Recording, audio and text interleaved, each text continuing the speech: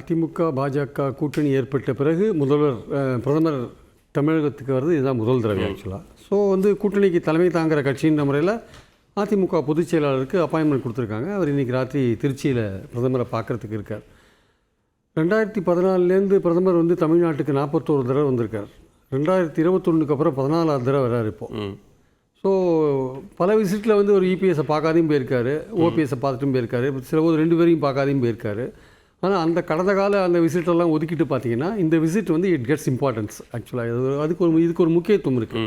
நான் அதிமுக பாஜக கூட்டணி ஏற்பட்ட பிறகு அந்த கூட்டணி தேர்தலுக்கு 10 மாதம் முன்னாடி ஏற்பட்ட பிறகு அது ஒரு மாதிரி ஜெல்லாகும். 10 மாதம் முன்னாடி போட்ட கூட்டணி ஜெல்லாகும், 2 தொண்டர்களும் இணைஞ்சு வேலை செய்வாங்கன்ற மாதிரியான விஷயங்கள்லாம் போச்சு. பட் அதற்கு மாறாக அந்த கூட்டணியில் யாருமே சேரலை, புதுசாக யாருமே சேரலை. அது மட்டும் இல்லை, அமித்ஷா சொன்ன சில விஷயங்கள், இயல்பாக சொன்ன சில விஷயங்கள் இங்கே பெரிய சர்ச்சையாக மாறிடுது. என்டிஏ கூட்டணி, கோயலிஷன் ரூலு, பாஜக பங்கு பெறும் அரசு, இந்த மாதிரி விஷயங்கள்லாம் அது அதிமுகவுக்கு குறிப்பாக எடப்பாடிக்கு பயணத்தை தொடங்கி போகும்போது அவர் தேர்தல் பிரச்சாரம் மாதிரியான ஒரு பயணத்தை தொடங்கி போகும்போது சங்கடமான ஒரு விஷயமா இருந்தது. பல இடங்களில் அதுக்கு அவர் பதில் சொல்கிறதுக்கே அவருக்கு நேரம் சரியாக போச்சு. இது என்ன ஆட்சி, நீங்கள் கூட்டணி ஆட்சிக்கு ஓட்டு கேட்குறீங்களா இல்லை அதிமுக தனி ஆட்சிக்கு ஓட்டு கேட்குறீங்களான்ற மாதிரி விஷயங்கள்லாம் வந்தது. முதல்வரை பற்றி பாஜக வாயை திறக்கலைன்ற மாதிரி விஷயங்கள்லாம் வந்தது. இது நீங்கள் என்ன தான் திமுகவை எதிர்த்து ஒரு பிரச்சாரம் பண்ணால் கூட மக்கள்கிட்ட ஒரு சந்தேகத்தை கலப்பும்ல.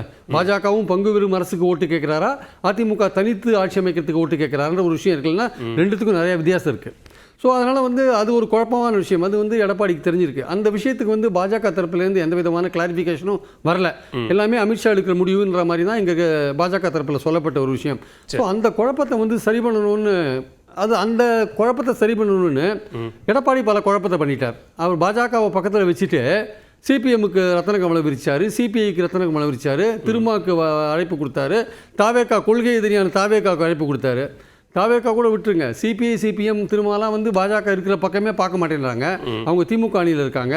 பாஜக கையை பிடிச்சின்னு இருக்கிற நீங்கள், கூட்டணியில் போயின்னு இருக்கிற நீங்கள் எப்படி நீங்கள் அவங்களுக்கு அழைப்பு கொடுக்கலான்ற ஒரு எண்ணம் பாஜக காரங்களுக்கு வருமா வராதா? அப்போ நீங்கள் பாஜக வெட்டி விட்டு எங்கேயாவது வெளியே போக பார்க்குறீங்களா அப்படின்னு ஒரு எண்ணம் வருமா வராதா? இந்த மாதிரி நம்பகத்தன்மை இல்லாத ஒரு சூழல் உருவாருது ஆக்சுவலாக.